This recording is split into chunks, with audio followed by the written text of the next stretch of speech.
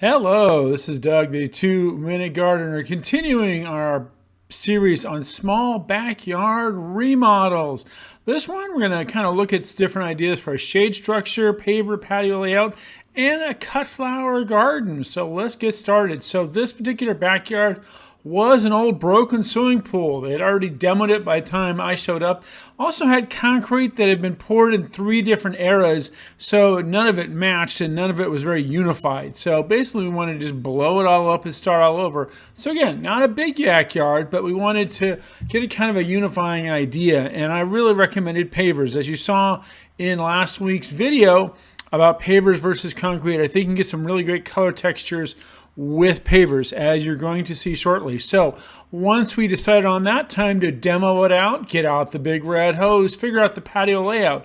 Now this particular patio is kind of unique in that it had right in the middle 2 flower beds for a cut flower garden. Roses, irises, tulips, all kinds of wonderful things to put into vases. So once we established where the flower beds were going to go, then we laid out the patio, and it's time to start bringing in the crushed road base, which gets compacted, and then the leveling sand. And then we do the pavers. Now this particular paver is antique cobble. This is actually a mixture of 2 different colors of pavers. Brownstone and terracotta, and we're actually doing the border in the terracotta color, so we have kind of a nice contrast between the 2 colors. So again, as we do with all paver patios, you're going to lay that field out and then do the laborious process of trimming the edges to do that border. And like you saw in last week's video with pavers, you then do you cement those pavers in, and locking those pavers in gives you a nice firm base in there, and then you add the polymeric sand and compact it all, and you get that really nice sand. Now the other part of this was getting a shade structure in.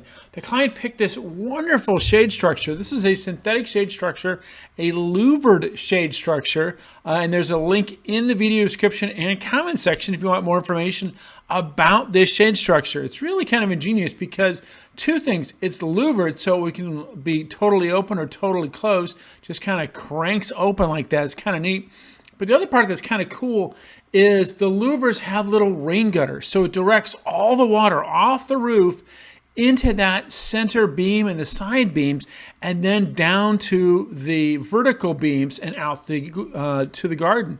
So these are some of the bulbs. We did a lot of bulbs. I actually donated a few from my garden. I have all kinds of lilies and irises that I like to propagate each year. So I brought in some of my bearded irises and belladonna lilies. And then we just kind of had some fun plant shopping, getting all kinds of cool little salvias and snapdragons and pansies, and kind of filled it all in. So there it is, all finished, small garden remodel with a cut flower garden and a synthetic shade structure. Really kind of wonderful. They added some really wonderful cafe lights and also a little raised herb garden. So that one got its own little irrigation tube to it to really kind of tie it in nicely and get watered. And I love the little raised herb garden. It's kind of neat because when you're dealing with just the small herbs, basil, thyme, and that kind of thing, it's really nice to have it raised up high. And there again is that fabulous shade structure. Open, close, open, close. Oh, it's just a really kind of thing. Again, it's from Purple Leaf Industries, and there's links in the comment section and video for more information about it. It's a 10 by 14 shade structure. Well, that's all the time we have for today. If you enjoyed this video, hit that like button and subscribe to get more of my garden videos. Until next time, this is Doug, the 2-Minute Gardener, saying thanks for watching.